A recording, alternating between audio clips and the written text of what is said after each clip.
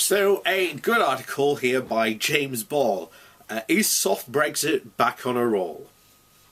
So, 18 months on from the Brexit vote, you could be forgiven for believing that the UK might be limping towards a finishing line over leaving the EU. Getting to this point has required a series of humiliating concessions from Theresa May, where once the EU could go whistle for an exit bill, there is now between 40 and 60 billion from the UK on the table.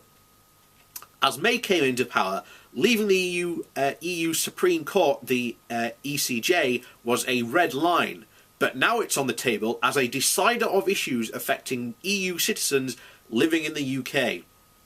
And when it comes to the issue of the Irish border, the UK appears to have conceded that the province could have some form of special status distinct from the rest of the UK. On all these issues, of all three issues on the table for the first phase of the negotiations, the UK seems to have blinked first, raising the least of the prospect of moving on with talks early next year. But here's the problem. This series of climb downs doesn't mean that the UK is approaching the finish line of the negotiations. This is what we've had to do to get to the starting line. The race ahead looks exhausting.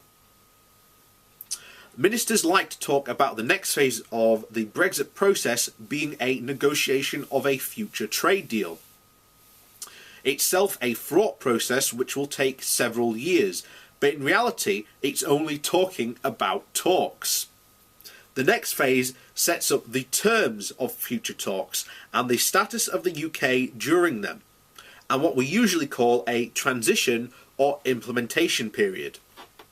The UK has had to make a lot of concessions just to get to the negotiating table, as much as Remain supporters warned back in 2016. The prospect of getting to serious negotiations on our future relationship with the EU raised some serious questions for Remain supporters as well. Though the row over potential special status for Northern Ireland, which seems like it could even include continued single market and customs union membership, led leaders of other Remain supporting areas to ask for a similar status, Soft Brexit feels like it might be back on the table. The problem is, Soft Brexit is a pretty well tenable option all around. Being in the single market keeps almost everything about the EU which Leave voters dislike. Single market membership requires keeping freedom of movement, leaves the UK unable to negotiate its own trade deals, and keeps the ECJ in charge of large areas of UK law.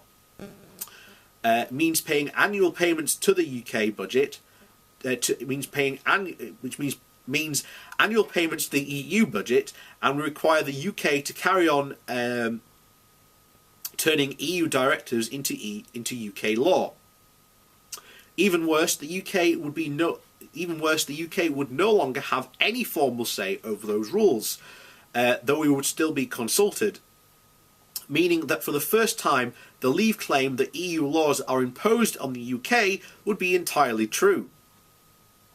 This version of Brexit could be easily lead to a slow stagnation for the UK, as each time a new EU rules affecting major sectors of the UK economy get introduced, the UK has no seat at the table, as would other countries really make an attempt to shift things even a little in their favour.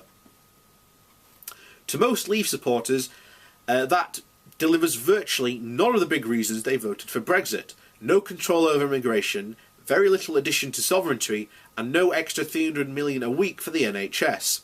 This is the big Brexit dilemma.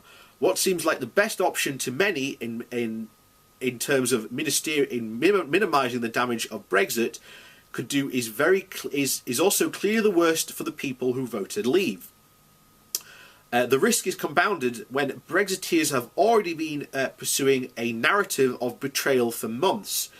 While a cliff-edge no-deal Brexit would clearly be owned by Brexiteers, responsibility for the consequences of staying in the single market, a soft Brexit, would likely be dropped at the feet of Remainers.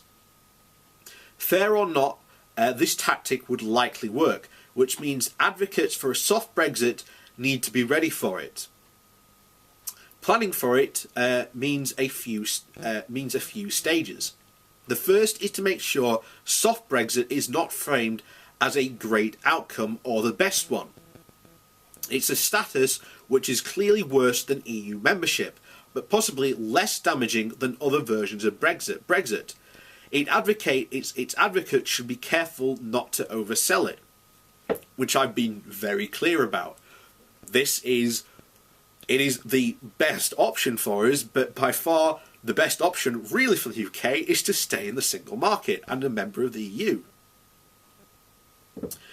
Another issue would be to work out how to win over Leave supporters to this version of Brexit, which does nothing to address the reasons they voted as they did.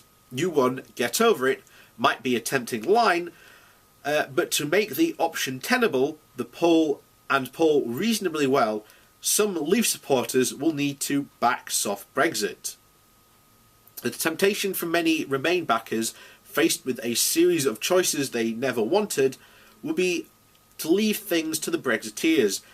But as a botched Brexit could sabotage the UK for decades, given the government's wafer-thin majority and cavalcade of crises, getting to any version of Brexit without another election looks like a slog.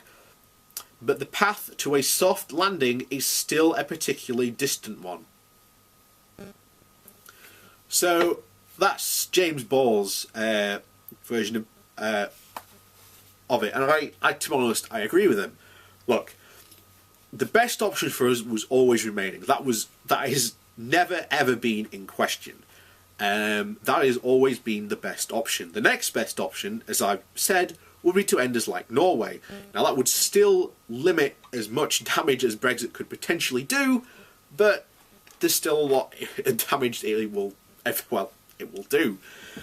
Then have a no deal Brexit, which would cause even more damage. So it's basically, you've got three gears. We basically remain, and we stay as we are, members of the EU, which is our best option. It causes no damage. We continue as we are. We either soft Brexit, which will minimise a lot of the damage that we will have, but it will not be as good.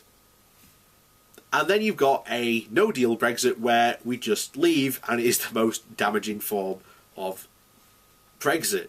So that's literally where we're left at now. So yeah, I agree with this guy that what we need to do is we need to go, hey guys, look, soft Brexit's a better option than a no deal, but it's just not as good as actually being members of the EU, which is what I've been saying since the beginning of this whole thing. The Norway option, as I call it, that's where we're left. There's still going to be, damage done, that's not in question, and of course leavers aren't going to like it, because again it leaves a lot of the things, they don't like, now actually, as I said, become true. We now have to actually follow EU laws, and EU laws will now actually be imposed upon us, whereas once they weren't. So, there you go, ladies and gents. Yet more ridiculous Brexit news from this week. But yeah, it's been a fun week, and the week's only going to be, more fun as we come into the Christmas period, shall we say. Hope news will probably start slowing down at least until next year. I don't know, unless something big happens. But I will continue to doing videos over the, shall we say, the Christmas period. So look out for them and all that.